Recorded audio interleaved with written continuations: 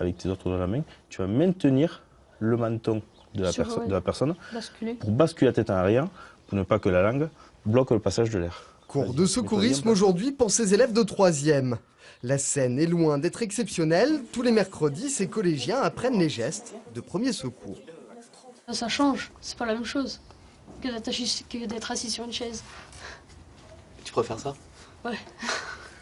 Tristan, comme 15 de ses camarades, prépare le diplôme de jeune sapeur-pompier depuis 2 ans dans son collège, encadré par son professeur de PS, qui est aussi pompier volontaire. Mais lorsqu'on est confronté à vraiment devoir réaliser un geste, faire une victime qui la joue ou un mannequin comme ça, eh bien c'est des fois pas évident. Et le fait de revoir ces gestes et les apprendre dès leur jeune âge, c'est du pur bonheur et puis ça leur avance quelque chose pour eux dans la vie.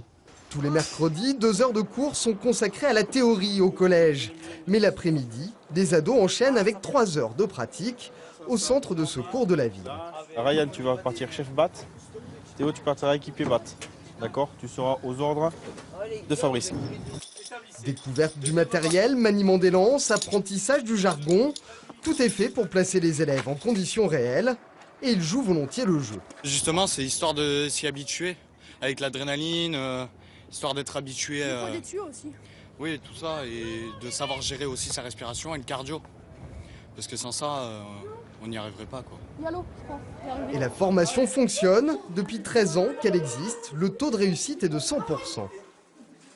C'est la possibilité pour eux, à l'issue du brevet de jeune sapeur-pompier, d'intégrer un centre de secours dès qu'ils ont 16 ans avec un tuteur. C'est également la possibilité de poursuivre leurs études vers un bac pro sécurité prévention et passer les concours sécurité civile, marin-pompier, pompier de Paris.